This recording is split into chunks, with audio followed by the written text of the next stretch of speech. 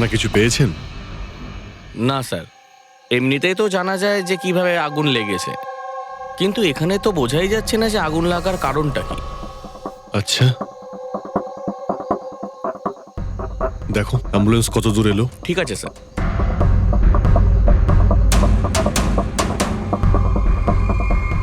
খুব বাজেভাবে ঝলসে গেছে। অদ্ভুত ব্যাপার, জানতেই পারা যাচ্ছে না যে আগুনটা কি করে লাগলো।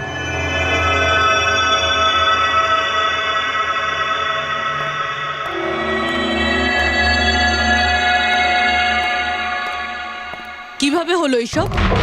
সবকিছু তো একদম ঠিক ছিল, জানি না আগুন কি করে লাগলো। এতজন মানুষের অভিশাপ তো লাগবেই, তাই না? এই কি বললে তুমি? আমি জানতে পেরেছিলাম স্যার যে দিলীপ স্যার কোনো কোর্টের কেসে ফেঁসে গেছিলেন। খুব বড়সড় কেস ছিল স্যার, কিন্তু কিছুদিন আগে ছাড়াও পেয়ে গেছিলেন। অনেকে এই নিয়ে রেগেও ছিলেন। আচ্ছা, এই ঘটনার সুযোগ নিয়ে কেউ ওকে মেরে দেয়নি তো? না, কোর্টে উনি নির্দোষ প্রমাণিত হয়েছিলেন, উনি কিচ্ছু করেননি। কি কি কেস ছিল? 9 বছর আগে জামাইবাবু থিয়েটারে আগুন লেগে গিয়েছিল, যার জন্য বেশ কয়েকজন মারাও গিয়েছিল, আর সমস্ত দোষ জামাইবাবুর ঘাড়ে চাপলো। এমনি এমনি কি করে আগুন লাগতে পারে? এটা নিশ্চয়ই কারোর প্ল্যানিং। কাউকে সন্দেহ হচ্ছে আপনাদের? এটা কে করতে পারে? যে কেউ করতে পারে, অনিতাও করতে পারে। কোন অনিতা? টনির ওয়াইফ, ও এখানে এসেও ছিল।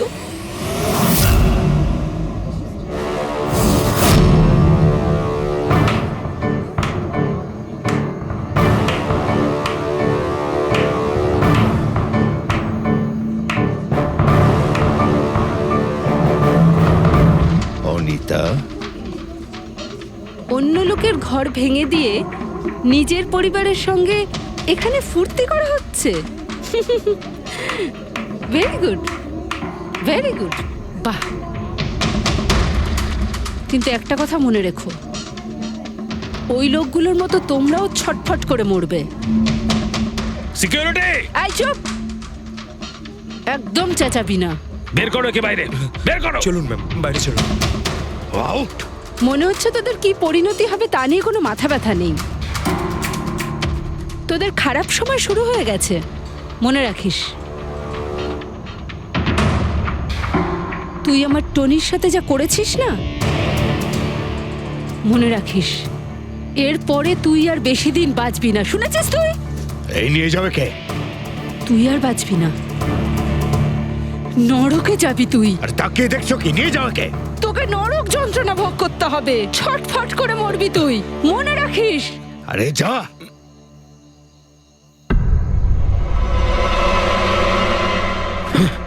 Let's enjoy Rohan.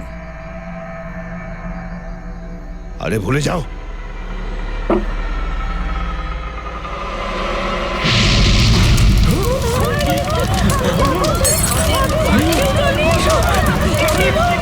দিলীপ আর রোহনকে যে কেসে ভাসানো হয়েছিল, সেই কেসেই কোর্ট টনিকে শাস্তি দিয়েছিল। আচ্ছা, কে কে জানতো যে আপনারা এখানে এই রেস্টুরেন্টে আসবেন? জানি না স্যার। আচ্ছা, দিলীপ বাবু আসার আগে এই চেয়ারের আশেপাশে কাউকে দেখেছিলেন? কোনো অচেনা কাউকে? না স্যার, কাউকেই দেখিনি স্যার।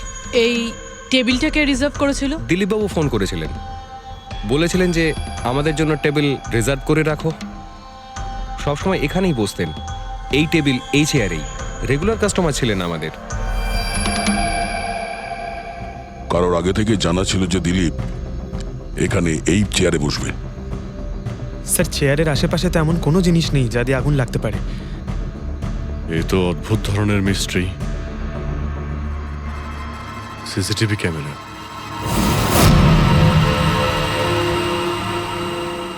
এর ফুটেজ থেকে জানতে পারা যাবে কি হয়েছিল এখানে। ও মাই গড, এসব কিভাবে হলো? কে করতে পারে এসব? ওই করেছে যে দিলীপকে খুন করেছে প্রমাণ লোপাটের জন্য। আর যে কেউ কিভাবে এই মনিটর রুমে চলে এলো? তোমার সিকিউরিটি কোথায়? স্যার, এই রুমে সিকিউরিটির কোনো প্রয়োজনই হয় না। এর আগে এরকম কখনোই হয়নি স্যার। স্যার, স্যার আমার মনে হয় না সিসিটিভি ফুটেজ ডিলিট করার মতো সময়ের কাছে ছিল। ও শুধু ভাঙচুর করেছে। যদি আমরা কোনো এক্সপার্টকে ডাকি স্যার, তাহলে সে হয়তো হার্ড ডিস্ক থেকে রিকভার করতে পারবে।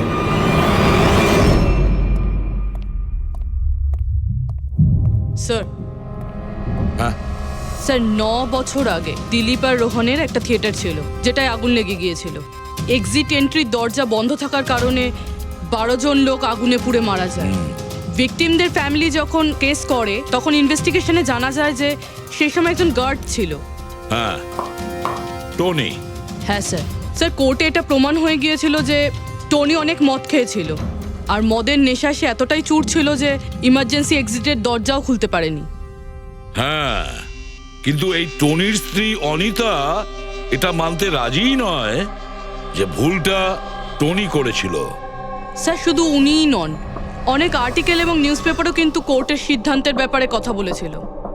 যখন এই ঘটনাটা ঘটেছিল তখন দিলীপ আর রোহনের বিরুদ্ধে সলিড এভিডেন্স ছিল, কিন্তু তারপর কেস চলতে থাকলো। 9 বছর হয়ে গেল। কিছু প্রত্যক্ষদর্শী বয়ান বদলে দিল, আর কিছু লোক বাইরে চলে গিয়েছিল। স্যার, দিলীপ আর রোহন নিশ্চয়ই টাকা আর ক্ষমতার অপব্যবহার করেছে, আর এই কথাটা নিশ্চয়ই টনি জানতে পেরেছিল।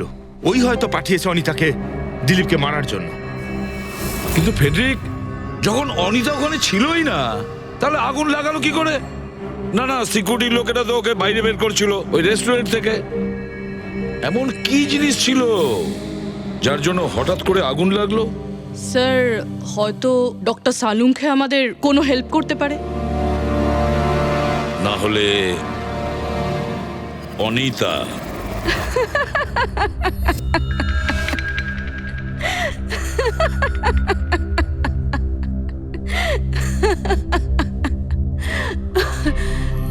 আপনারা তো অবাক হচ্ছেন কেন? আমার হাসি দেখে নাকি দিলীপের মৃত্যুর জন্য? দিলীপের মারা যাওয়াতে এত আনন্দ কিসের? আচ্ছা, আমি খুশি হব না তো আর কে হবে বলুন তো? কালকে রাত্রে রেস্টুরেন্টের থেকে বেরোনোর পর তুমি কোথায় গিয়েছিলে? জেলে আমার স্বামীর সঙ্গে দেখা করতে।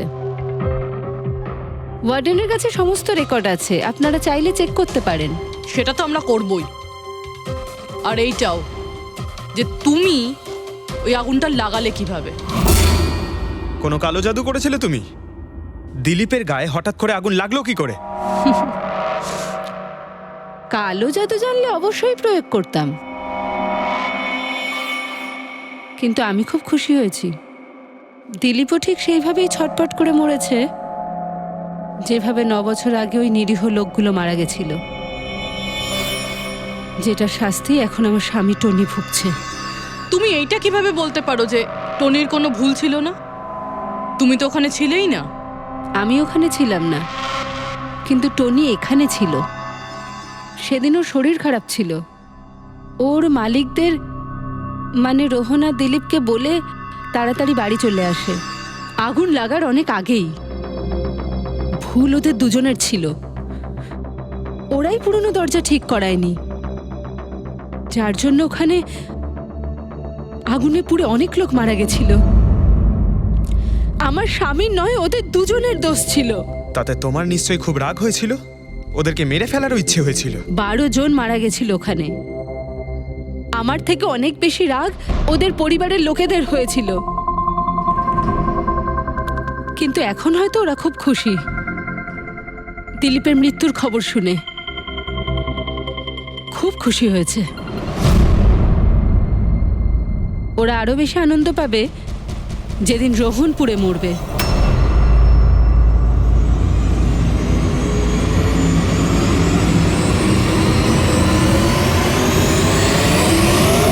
স্যার 42 জন আছে, ওই 12 জন ভিকটিমের কাছের আত্মীয় আর ফ্যামিলির লোকেরা মিলিয়ে। সাসপেক্ট বেশি আর সময় কম। স্যার, এই 42 জন লোকের মধ্যে সবার আগে সেই সমস্ত লোকেদের নাম সরিয়ে দিতে হবে যারা কালকে দিলীপের মৃত্যুর সময় শহরে ছিল না। স্যার 9 বছর হয়ে গেছে এই ব্যাপারটার। হয়তো অনেক মানুষ দেশ ছেড়েও চলে গিয়েছে, আর কিছু লোক হয়তো এই পৃথিবীতেই আর নেই। তারপরেও খোঁজ তো নিতে হবে। দেখো কজন শহরে ছিল যখন দিলীপের মৃত্যু হয়।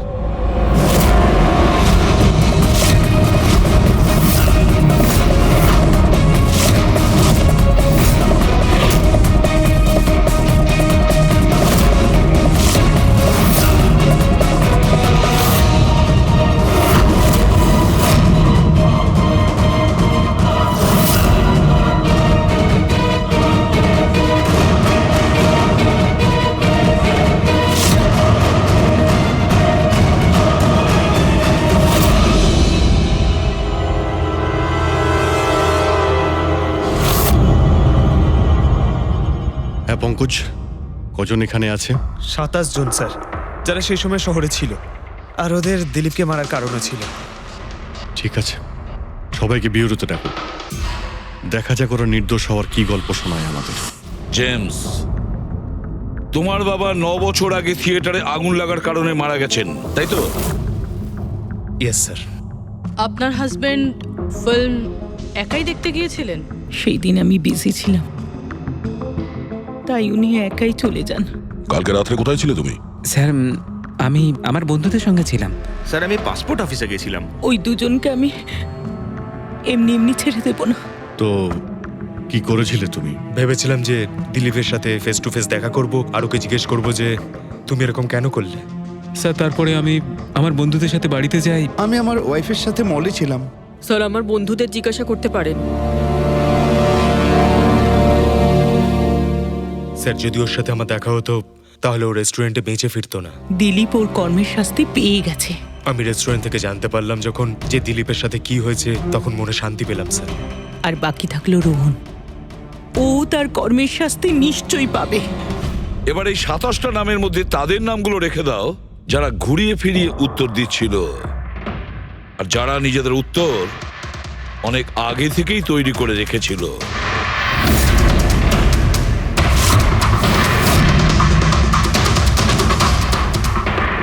স্যার এবার 15 জন রইল। এবার এই 15 জনকে ওই দিনের ব্যাপারে জিজ্ঞাসা করতে হবে যখন 9 বছর আগে থিয়েটারে আগুন লেগেছিল। দেখা যাক কে সব থেকে বেশি রেগে যায় আর কে মুখ ঘুরিয়ে নেয়। স্যার আমার ভাই মাধ্যমিক পাশ করেছিল। ও বলেছিল বন্ধুদের পার্টি দিতে চায়, সিনেমা দেখাতে চায়, টাকা দাও। স্যার আমি সেই জন্য ওকে টাকাও দিয়েছিলাম। হয়তো ওই টাকাটা আমার ওকে দেওয়া একেবারেই উচিত হয়নি স্যার। যে এই কাজটা করে থাকুক খুব ভালো করেছে। আজকে আমি খুশি, আজ আমি খুব খুশি। কুমারবাবু, আপনি ইউনিভার্সিটিতে ফিজিক্সের প্রফেসর, তাই তো? Yes sir, head of the department physics. কিন্তু আমার নিজের ছেলেরই পড়াশোনায় কোনো ইন্টারেস্টই ছিল না। অনেক বকেছি আমি ওকে, কিন্তু তাতে কোনো রকম কোনো লাভই হয়নি। 1 নম্বরের বদমাইশ হয়ে উঠেছিল। সেদিনও কলেজ বাঙ্ক করে বন্ধুদের সাথে সিনেমা দেখতে চলে গিয়েছিল। আর স্যার তারপর ও আর কোনোদিন বাড়ি ফিরে আসেনি। হিমেশ, রাইট? তুমি কন্ট্রাক্টর না? হ্যাঁ স্যার। হিমেশ, 9 বছর আগে তুমি তোমার স্ত্রীর সঙ্গে সিনেমা দেখতে গিয়েছিল ওই সিনেমা হলে। আমাদের নতুন নতুন বিয়ে হয়েছিল, স্যালোনির সাথে সিনেমা দেখতে গিয়েছিলাম। ওর খুব খিদে পেয়েছিল, আমি সিঙ্গাড়া আনতে বাইরে গেছিলাম। আমি ওখানে ফিরে গিয়ে দেখলাম ওখানকার দরজা লক হয়ে গেছে, আর ভেতর থেকে লোকেদের চিৎকার চেঁচামেচি শোনা যাচ্ছিল, আর আর খুব ধোঁয়া বেরোচ্ছিল ওখান থেকে। আমি স্যার দরজা খোলার অনেক চেষ্টা করেছিলাম, আমি খুব চেষ্টা করেছিলাম। আমি পাগলের মতো দরজায় ধাক্কা দিতে থাকি। সালোনি সালোনি সালোনি বলে আমি চিৎকার করতে থাকি, কিন্তু আমি কিচ্ছু করতে পারিনি স্যার। আমি কিচ্ছু করতে পারিনি, আমার সালোনিকে আমি বাঁচাতে পারিনি। ওখানে তো একটা গার্ডও ছিল না, টনি? ও কি দরজা খোলেনি? ছিল না স্যার। ওখানে আর কোনো গার্ড, মানে আর কাউকে দেখেছিলে তুমি? কেউ ছিল না স্যার, কেউ ছিল না। আমি 9 বছর আগে কোর্টে যে কথা বলেছি আজও তাই বলছি। যখন সিনেমা হলে আগুন লেগেছিল তখন টনি ওখানে ছিল না স্যার।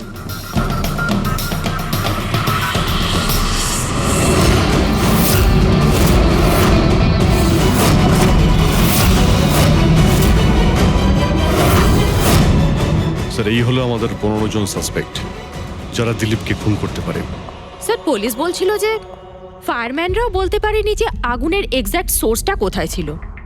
ওরা তো দেখা মাত্রই জানতে পেরে যায়, তাই না? জানতে পেরে যায়, যে ওখানে এমন কি জিনিস ছিল যাতে আগুন ছড়িয়ে পড়ে, কিন্তু ওরা জানতে পারেনি।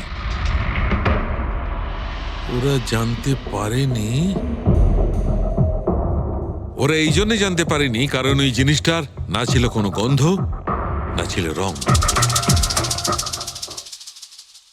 Exactly sir. যদি এটা লিকুইড হতো না তাহলে দিলীপ নিশ্চয়ই বুঝতে পারতো ওই চেয়ারটায় বসা মাত্রই। আর পাউডার থাকলে আমরা টেস্ট করে পেয়ে যেতাম। তার মানে এটা তো গ্যাস।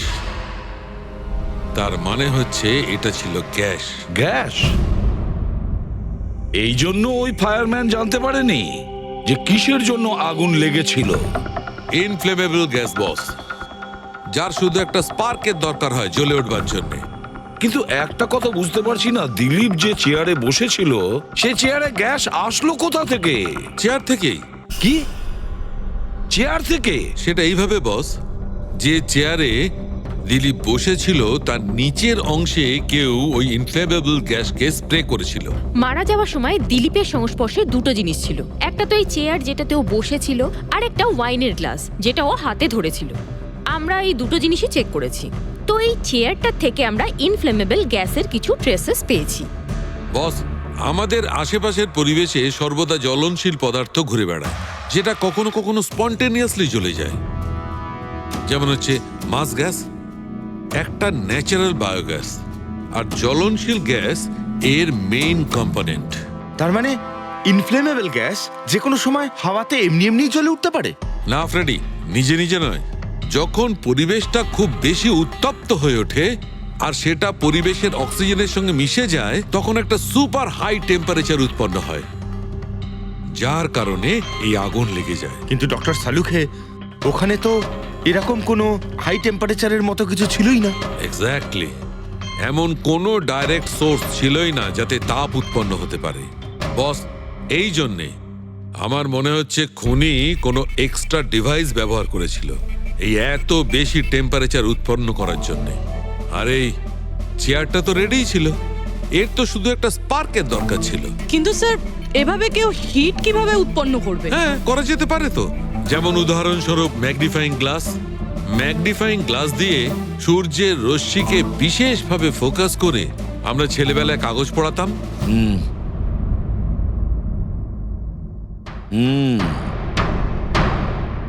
মনে হচ্ছে ওই রেস্টুরেন্টে আবার যেতে হবে, খোঁজ নিতে হবে কিসের থেকে আগুনটা লেগেছিল।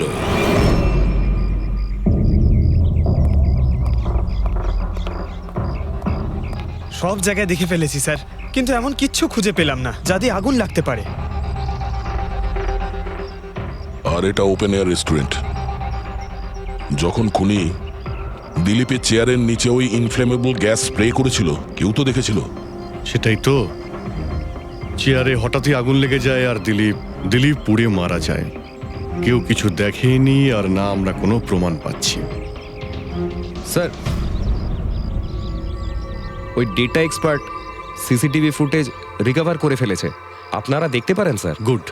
দয়া, তুমি গিয়ে দেখো, ততক্ষণ আমি এখানে দেখছি কিছু পাওয়া যায় কিনা।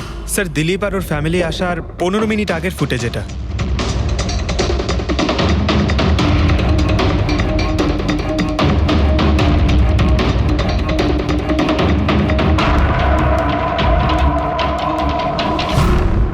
এ চেয়ার চেঞ্জ করছে। এর কোনো দ্বিতীয় অ্যাঙ্গেল আছে কি এই সময়েরই? চেক করো। 1 মিনিট স্যার।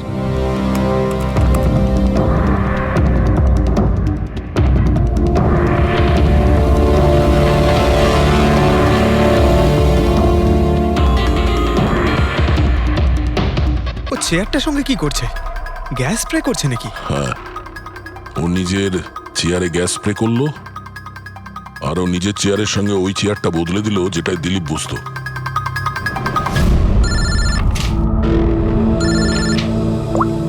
হ্যাঁ দয়া। আচ্ছা, গ্রেট, গুড ওয়ার্ক দয়া, গুড ওয়ার্ক। কি হলো স্যার? যে দিলীপের চেয়ারটা কারসাজি করেছিল তার খোঁজ পাওয়া গেছে। সে আসলে একটা লোক, ওর শারীরিক গঠনটাও জানা গেছে। আর দেখি আমরা, দয়া ফটোটা পাঠাচ্ছে।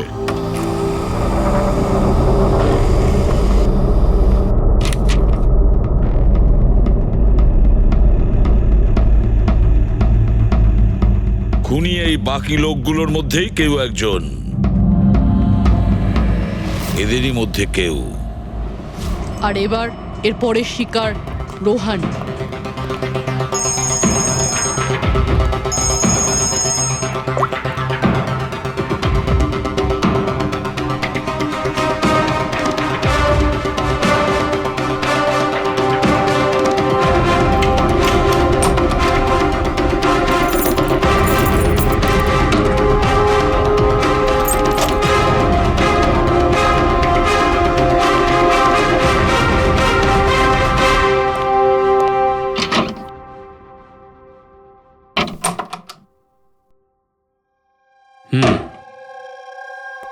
আমার মনে হয় কারোর আমার আর দিলীপের মুক্তিতে অসুবিধা হচ্ছে।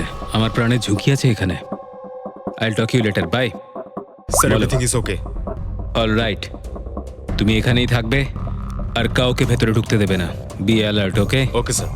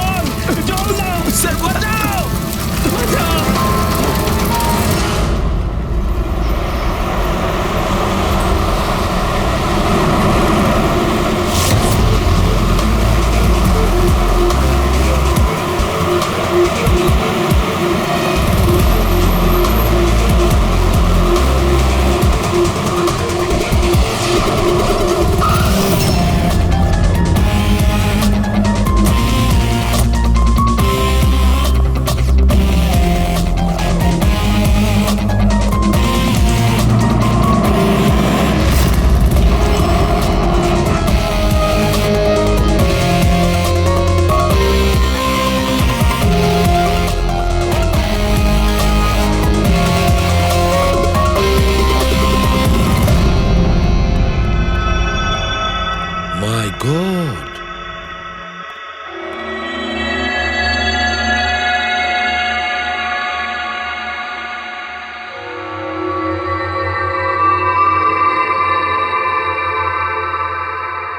কি হয়েছিল এখানে আর কিভাবে?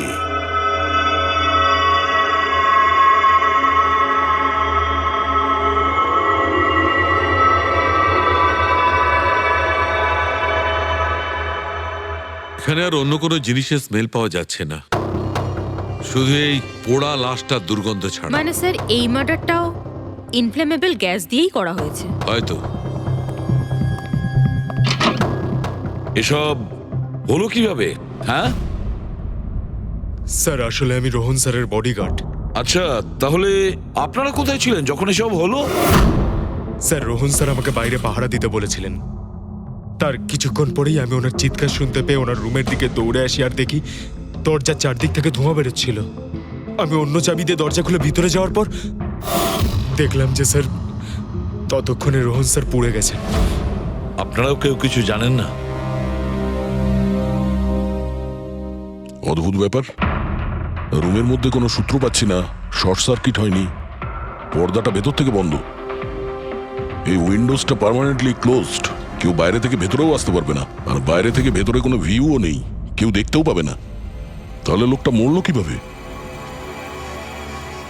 এটার থেকে আগুন লেগেছে বস।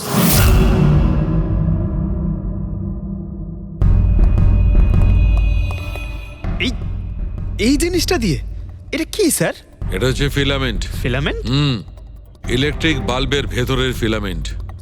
যখন এই ফিলামেন্টের ভেতর দিয়ে ইলেকট্রিক পাস করানো হয় তখন এটা গরম হয়ে লাল হয়ে যায়।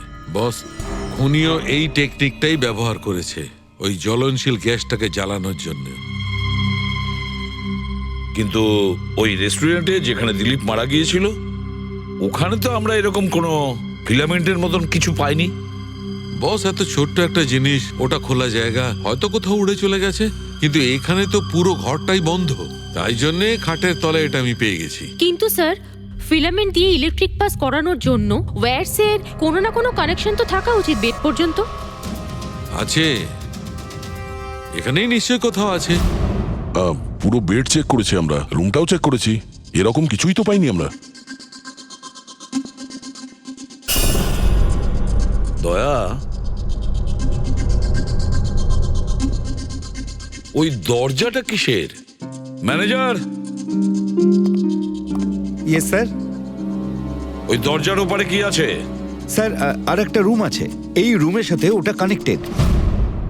এমনিতে এই দরজাটা সিল থাকে, এটাকে কেউ খোলে না স্যার। খুলুন এই দরজাটা। Yes sir.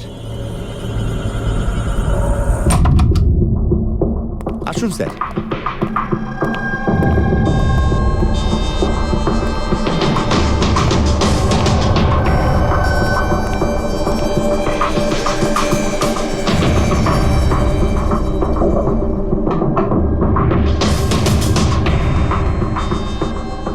আচ্ছা ম্যানেজার বাবু, কার রুম এটা? কে থাকে এই রুমটাতে? কোনো একজন গেস্ট স্যার, ডিটেলস চেক করতে হবে। দেখুন। Okay sir.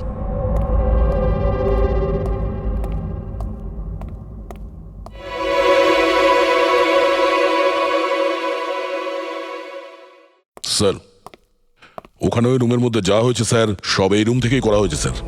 কিন্তু যদি কারেন্ট এই রুম থেকে পাস করা হয়ে থাকে তাহলে এখান থেকে বেড পর্যন্ত কোনো না কোনো ওয়্যার তো থাকা উচিত। আর যদি থেকে থাকে তাহলে রোহন নিশ্চয়ই সেটা দেখতে পেয়েছে। হ্যাঁ, হয়তো ওর বডিগার্ডও দেখে থাকবে।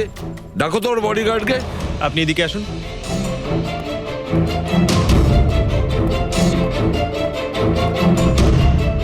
একটা কথা বলো, যখন তুমি রোহনের ঘরে এসেছিল তখন কোনো তার দেখেছিলে এখানে এই দরজা থেকে ওই রুম পর্যন্ত? কোনো কিছু? না স্যার, রোহন স্যার এই রুমে ঢোকার আগে আমি এই রুমটাকে খুব ভালো করে চেক করেছিলাম, কিন্তু তার বা সেরকম কিছু আমার চোখে পড়েনি। ঠিক আছে, যাও তুমি। যাই হোক না কেন দয়া, খুনি এই দরজাটা ব্যবহার করেছে।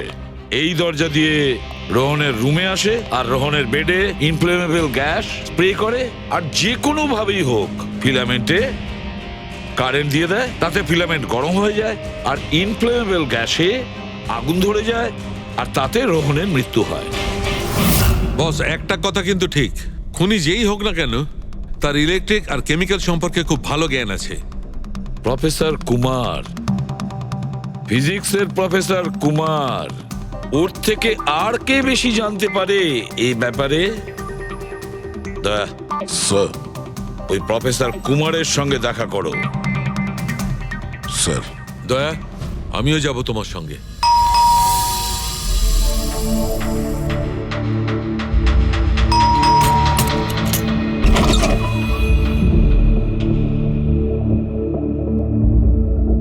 প্রফেসর কুমার আছেন বাড়িতে?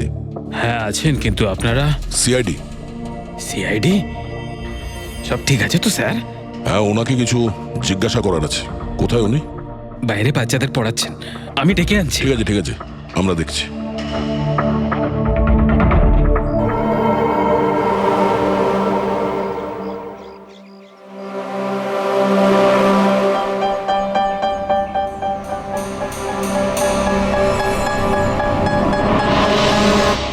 মিস্টার কুমার, আপনার কাছে আমাদের কিছু জিজ্ঞাসাবাদ আছে। বলুন, কি জানতে চান? আপনি এটাকে চেনেন? এটা তো ফিলামেন্ট। গুড, ঠিক চিনেছেন আপনি। আপনি জানেন আমরা এই ফিলামেন্টটা কোথা থেকে পেয়েছি? সেটা তো আপনারাই বলতে পারবেন কোথা থেকে পেয়েছেন। রোহনের বিছানার নিচে। কাল রাত্রে রোহন ওই বিছানাতেই পুড়ে মারা গেছে। হোয়াট? রোহনও মারা গেছে? কাল রাত্রে আপনি কোথায় ছিলেন? রাত 9টা থেকে ভোর 3টে পর্যন্ত। আপনারা আমাকে সন্দেহ করছেন? এটা আমাদের প্রশ্নের উত্তর হলো না মিস্টার কুমার। কাল আমি সারা দিন আর সারা রাত্রি বাড়িতেই ছিলাম। কোনো প্রমাণ? আগে আমার কাজের লোক রামু আর Bikash, please come here.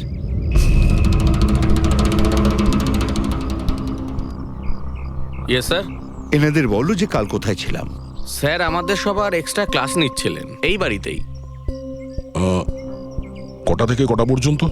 Sir সন্ধ্যা 6টা থেকে ভোর 5:30 পর্যন্ত।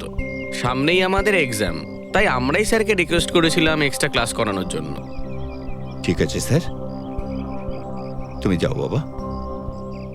স্যার, আমার আরো 5 জন স্টুডেন্টস আছে যারা কাল সকাল 9টা থেকে 5:30 পর্যন্ত আমার কাছে ছিল।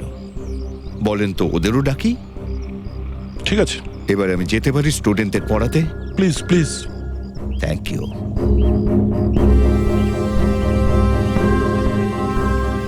হ্যাঁ, তাহলে আমি যেটা বলছিলাম যে শোল্ডারিং ওয়্যার ছাড়াও আমরা মাদারবোর্ড ফিক্সড করতে পারি with the help of adhesive conductor.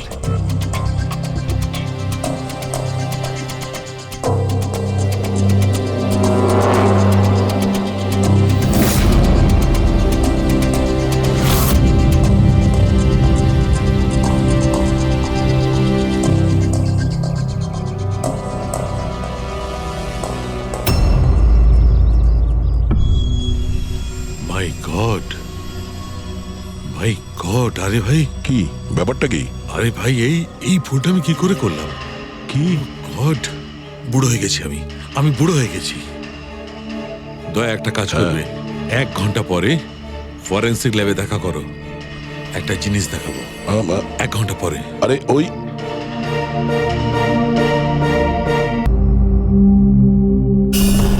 হ্যাঁ বস, একটা কাজ করো, এই সুইচটা দিয়ে ওই বাল্বগুলোকে জ্বালাও। এই সুইচ দিয়ে? এই সুইচ দিয়ে? হ্যাঁ হ্যাঁ, এই সুইচটা দিয়ে। আরে এর মধ্যে কোনো কানেকশন দেওয়া নেই, কিভাবে জ্বলবে? তুমি প্রশ্ন করো না, কখনো কখনো আমার কথাটাও মেনে নাও। কখনো কখনো। এই অন করলাম। কই স্যার, কিছুই তো হলো না। হবে হবে। আরে কি হবে? কিছুই হবে না। হবে ভাই, বিলিভ মি, হবে। 1 মিনিট। আরে ওর শরীর ঠিক আছে তো? হ্যাঁ স্যার জানি না কি হয়েছে, প্রফেসর কুমারের সঙ্গে দেখা করে আসার পর থেকেই উনি বাল্ব নিয়ে খেলে যাচ্ছেন। একটা কথা বলো, ওই ফিঙ্গারপ্রিন্ট গুলোর খবর কি, যেগুলো তুমি হোটেলের লোকেদের কাছ থেকে নিয়েছিলে আর ওই রুমটা থেকে নিয়েছিলে? স্যার অনেক ফিঙ্গারপ্রিন্টস পাওয়া গেছে, কিন্তু সবগুলো স্টাফ মেম্বারসদেরই, এছাড়া আর কারোর পাওয়া যায়নি। এটা কিভাবে সম্ভব? এই যে দাদা, একটু এই দিকেও দেখুন। হ্যাঁ হ্যাঁ দেখছি। হ্যাঁ,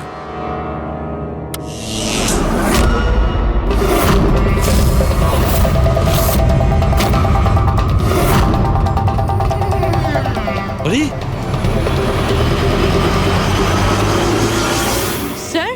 স্যার, এই বাল্বগুলো জ্বললো কিভাবে? এ কি কাণ্ড করলেন ডক্টর সালুকে? কোনো তার ছাড়াই আপনি সবকটা বাল্ব জ্বালিয়ে দিলেন। কিন্তু ডক্টর সালুকে, এটা আপনি করলেন কিভাবে? এটা ঠিক তেমন ভাবেই হয়েছে ফ্রেডি, যেমন ভাবে খুনি করেছিল। ওই দিলীপের চেয়ারটাতে আর রোহনের বেডে। ম্যাজিশিয়ান সালুকে, এবার পরিষ্কার করে বলুন আপনি সব করলেন কিভাবে? কারেন্ট কি হাওয়া থেকে আসলো? হাওয়া থেকে আসেনি বস, তাহলে? কারেন্ট এসেছে ইলেকট্রিক পেইন্টের সাহায্যে। Electric paint? হ্যাঁ, ইলেকট্রিক পেইন্ট। আসলে ইলেকট্রিকের যে তার হয় সেটা মেটালের হয়। Metal is a good conductor of electricity, সেই জন্য কারেন্ট ওর মধ্যে দিয়ে পাস করে। ঠিক একই রকম ভাবে কিছু পেইন্টও আছে যেগুলোকে আমরা ইলেকট্রিক পেইন্ট বলি, আর এটাও গুড কন্ডাক্টর অফ ইলেকট্রিসিটি। এর মধ্যে দিয়েও ইলেকট্রিসিটি পাস করতে পারে। অদ্ভুত ব্যাপার হলো এটা যে কোনো কালারের সঙ্গে মিশে যায়, যেটা খুব সহজে যে কোনো ব্যাকগ্রাউন্ডে মার্জ হতে পারে। ও, এই কারণেই আমরা হোটেলের রুমে আর রেস্টুরেন্টে কিছু দেখতে পাইনি স্যার। এক্স্যাক্টলি দয়া। খুনি আসলে হোটেলের রুমের আর রেস্টুরেন্টের ফ্লোরের দুটোর কালার এই কালারের সঙ্গে ম্যাচ করেছে, এই জন্য আমরা দেখতে পাইনি। তার মানে ইলেকট্রিক কারেন্ট, এই ইলেকট্রিক পেন্ট, এটা কি খুব সহজেই পাওয়া যায়? হ্যাঁ, পাওয়া যায়। আসলে এটা ইলেকট্রিক সোল্ডারিং আর রিপেয়ারিং এর কাজে লাগে। আর এটা সবচেয়ে বড় বিশেষত্ব হলো যে এটা সাধারণত খালি চোখে এটা দেখা যায় না, শুধুমাত্র ইনফ্রারেড লাইটেই এটা দেখা যায়। আমি দেখাচ্ছি।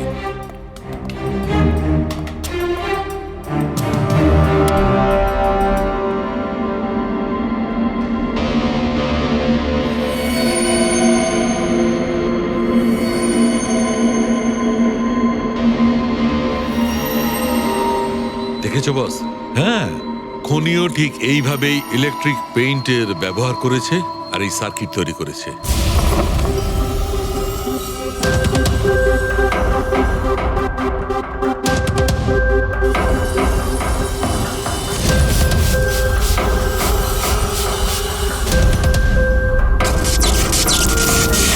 একটা কথা তো নিশ্চিত, এ যেই হোক না কেন তার এ সমস্ত ব্যাপারে খুব ভালো জ্ঞান আছে। কিন্তু স্যার, এদের মধ্যে খুনিকে ওই প্রফেসরের সঙ্গে তো কথা বলে নিয়েছি স্যার, ও তো না। এই মুন্সি, এই লোকটা তো একজন ক্লার্ক, কিন্তু আমার মনে হয় না যে একজন ক্লার্কের সায়েন্সের ব্যাপারে এত জ্ঞান থাকতে পারে। স্যার, এদের মধ্যে সব থেকে বেশি শিক্ষিত তো ওই প্রফেসর কি মনে হচ্ছে? এটা এমন কেউ হতে পারে যেটা প্রফেসরের মতো ইন্টেলিজেন্ট নয়, অথচ এই ব্যাপারে অনেক কিছুই জানে।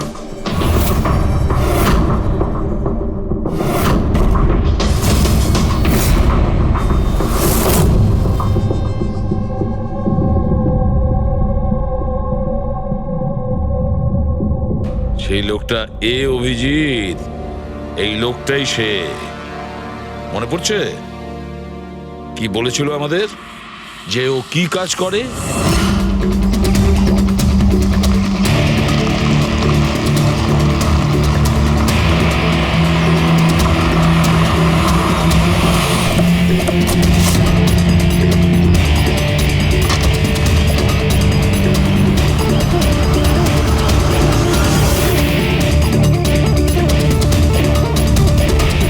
যাওয়া যাক শ্বশুর বাড়ি।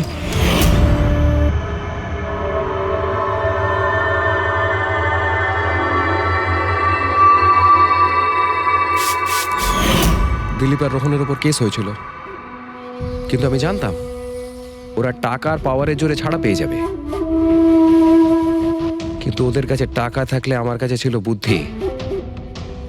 অনেক মাস ধরে ওদের আমি ফলো করেছি, ওরা কোথায় যাচ্ছে, কি করছে, কার সাথে দেখা করছে, সবকিছু। আর শেষ পর্যন্ত ওদের দুজনকে মারার উপায় আমি পেয়েই যাই, ইলেকট্রিক পেন্ট আর সার্কিটের মাধ্যমে। এই দুটো জিনিসের বিষয়ে আমি খুব ভালো করে জানতাম। ব্যাস, দিয়ে দিলাম দুজনকে শাস্তি। দুজনকে মেরে ফেলেছি জ্যান্ত পুড়িয়ে, যেভাবে ওরা আমার সালোনিকে মেরেছিল। হিমেশ, তোমার স্ত্রীর সঙ্গে যা কিছু হয়েছে সেটার জন্য আমরা সবাই দুঃখিত, কিন্তু দিলীপ আর রোহনকে মেরে তুমি কি পেলে? তুমি কি ফিরে পেলে তোমার স্ত্রীকে? প্রতিশোধের আগুনে পুড়ে তুমি দুজনকে মারলে, আইন তোমাকে কোনোদিন ক্ষমা করবে না। কঠোর থেকে কঠোরতম শাস্তি হবে তোমার।